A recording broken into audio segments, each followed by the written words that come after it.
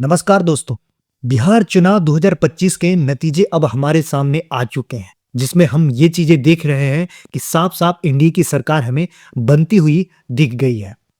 अब यहाँ पर सीट का सवाल नहीं है, अब असली सवाल है कि क्या फिर से बिहार उसी दौर से गुजरेगा जहाँ पर बेरोजगारी के मुद्दे को लेकर के छात्र मार खाते हुए पटना में देखे गए। जमीनी स्तर पर विकास के नाम पर कहीं पुल ढह जाते हैं तो कहीं सड़क टूट रहे हैं। क्या यही सब चीजें अगले 5 साल तक हमें फिर से देखने को मिलेंगे? क्योंकि कहा तो ये गया कि इस बार बदलाव के नजरिए से बिहार में वोटिंग होने वाले हैं,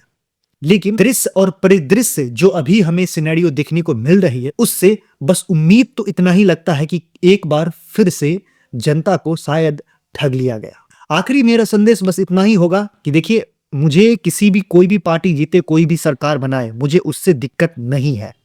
मुझे बस इस बात से दिक्कत थी कि जब उस कड़ाके की ठंड में रोजगार मांग रहे युवाओं के ऊपर जब डंडे चलाए जाते हैं, उनको मारा जाता है, मुझे दिक्कत इस बात से थी कि जिस राज्य के किसान बहुत ही गरीबी स्थिति में जी रहे हों, जिस राज्य की गरीबी